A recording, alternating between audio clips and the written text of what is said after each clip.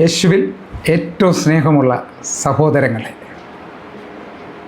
കർത്താവ് ഈശോ മിശിഹായുടെ സ്നേഹത്തെക്കുറിച്ച്, തൻ്റെ കൂടെയുണ്ടായിരുന്ന ശിഷ്യന്മാരുടെ സ്നേഹത്തെക്കുറിച്ച് എല്ലാം നമ്മൾ വേദപുസ്തകത്തിൽ വായിച്ചിട്ടുണ്ട്. കർത്താവിൻ്റെ കൂടെ ഉണ്ടായിരുന്ന 12 ശിഷ്യന്മാരിൽ ഒരു ശിഷ്യനാണ് കർത്താവിനെ ഒറ്റിക്കൊടുക്കുന്നത്. നമുക്കറിയാം, യൂദാസ്.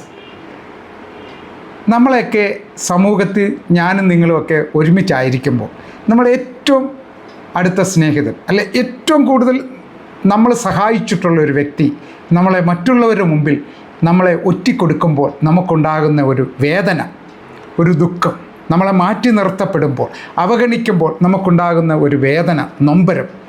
ഇതേ നൊമ്പരം നമ്മുടെ കർത്താവ് ഈശോ മിശിഹാ അനുഭവിച്ച ഒരു വ്യക്തിയാണ്. അതുകൊണ്ട് നമ്മുടെ നൊമ്പരങ്ങളെല്ലാം അറിയുന്ന ഒരു ദൈവം. മത്തായിയുടെ സുവിശേഷം 26:48 തിരുവചനം അവിടുന്ന് ഇങ്ങനെ ഓർമ്മപ്പെടുത്തിയാണ്: അവൻ വന്ന് സ്നേഹിത എന്ന് പറഞ്ഞുകൊണ്ട് തൻ്റെ ഈശോയെ ചുംബിച്ചുകൊണ്ട് തന്നെ ഒറ്റിക്കൊടുക്കുന്നു. ഹല്ലേലൂയ! നമ്മളെല്ലാം ഇതുപോലെയാണ്. കൂട്ടത്തിൽ നിർത്തി നമ്മുടെ സുഹൃത്തുക്കളെ, നമ്മുടെ സ്നേഹിതരെ, നമ്മുടെ സഹോദരങ്ങളെല്ലാം ഒറ്റിക്കൊടുക്കുന്ന ഒരു മനുഷ്യത്വം, ഒരു ചിന്തയാണ് നമ്മുടെ ഉള്ളിലുള്ളത്.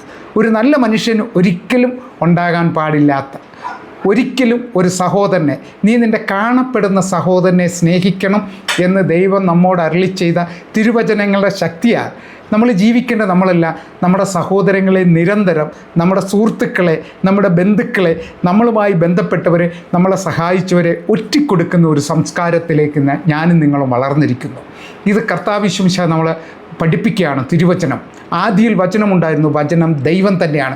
വചനത്തിൻ്റെ ശക്തിയാൽ എന്നിലുള്ള എൻ്റെ സഹോദരങ്ങളെ ഒറ്റിക്കൊടുക്കുന്ന, എൻ്റെ സമൂഹത്തെ ഒറ്റിക്കൊടുക്കുന്ന, എൻ്റെ സ്നേഹിതരെ ഒറ്റിക്കൊടുക്കുന്ന ശീലത്തിൽ നിന്ന് എന്നെ പൂർണ്ണമായി മോചിപ്പിക്കണമേ നമുക്ക് പ്രാർത്ഥിക്കാം.